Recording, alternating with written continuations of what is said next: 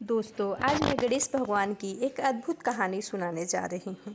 जैसा कि हम सभी जानते हैं कि किसी भी पूजा पाठ की शुरुआत करने से पहले सबसे पहले गणेश जी की पूजा की जाती है और हम महिलाएं गणेश जी से प्रार्थना करते हैं अपने लंबे सुहाग और मायके ससुराल बनाए रखने के लिए, जिससे गणेश भगवान हम सबकी मनोकामनाएं पूर्ण करते हैं।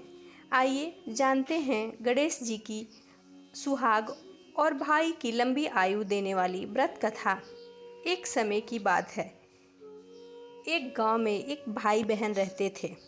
बहन का नियम था कि वह अपने भाई का चेहरा देखकर ही खाना खाती थी। हर रोज वह सुबह उठती थी और जल्दी जल्दी सारा काम करके अपने भाई का मुख देखने के लिए उसके घर जाया करती थी। एक दिन रास्ते में पीपल के नीचे गणेश जी की मूर्ति रखी थी। उसने भगवान के सामने हाथ जोड़कर कहा कि हे भगवान, मेरे जैसा अमर सुहाग और मेरे जैसा अमर पीहर सबको दीजिएगा। यह आगे कहते हुए बढ़ गई। जंगल की झाड़ियों में बहुत सारे कांटे थे जो उसके पैर में एक चुभ गया और फिर भी वो अपने भाई के घर गई। इसी तरह वो हर दिन किया करती थी। एक दिन जब वो अपने भाई के घर जा रही थी, उसे बहुत तेज एक कांटा चुभ गया और वो अपने भाई के घर फिर भी गई और जाकर भाई के पास पहुंची और वहां उसका मुख देखकर बैठ गई। तो भाभी ने पूछा, पैरों में क्या हो गया? यह सुनकर उसने भाभी को जवाब दिया कि रास्ते में जंगल के झाड़ियों में कई कांटे गिरे रहते हैं जो मुझे चुभ गया। जब वह वापस अपने घर आ गई, भाई के पास से चली गई, तब उसकी भाभी ने अपने पति से कहा कि आप रास्ता साफ करवा दो, आपकी बहन के पाँव में बहुत सारे कांटे चुभ गए हैं। भाई ने तब कुल्हाड़ी ली और सारी झाड़ियों को काटकर अपनी बहन के लिए रास्ता साफ कर दिया। लेकिन वो यह ध्यान नहीं दिया कि जिस रास्ते को साफ कर रहा है उसमें एक पीपल के पेड़ के नीचे गणेश जी की मूर्ति है और वो यह ना देखते हुए गणेश जी का स्थान भी वहाँ से साफ कर देता है, जिससे वह मूर्ति वहाँ से हट जाती है। यह देखकर गणेश भगवान बहुत गुस्सा हो गए। उन्होंने उसके भाई के प्राण हर लिए।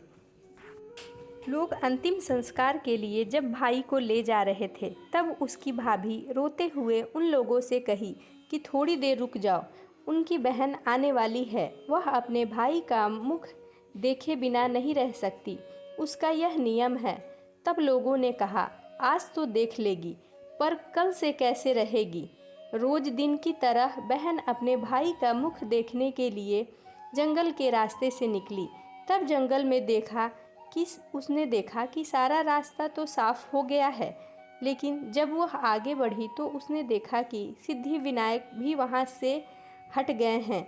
तब उसने जाने से पहले गणेश जी को खोजा और एक अच्छे स्थान पर रखकर उन्हें स्थान दिया और हाथ जोड़कर भगवान से बोली, हे भगवान, मेरे जैसा अमर सुहाग और मेरे जैसा अमर पीहर सबको देना।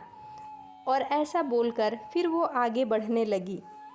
भगवान उसकी बातें सुनकर सोचने लगे कि अगर इसकी नहीं सुनी तो हमें कौन मानेगा, हमें कौन पूजेगा।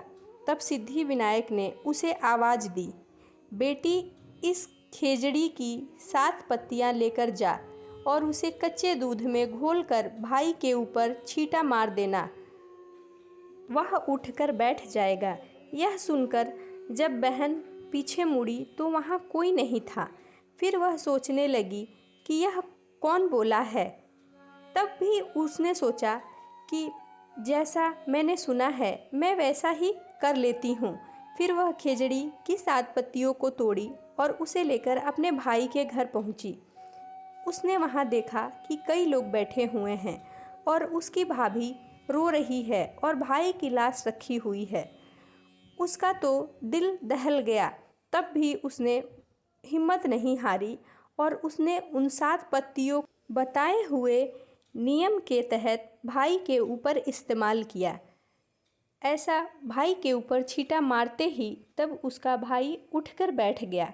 भाई बोला बहन से, मुझे बहुत गहरी सी नींद आ गई थी। बहन बोली, यह नींद किसी दुश्मन को भी ना आए और सबके भाई अमर रहें। और यह कहते हुए उसने अपने भाई को सारी बात बता दी। इसी तरह गणेश भगवान सबकी मनोकामनाएं पूर्ण करें और सबका पीहर बनाए रखें। बोलो गणेश भगवान की जय।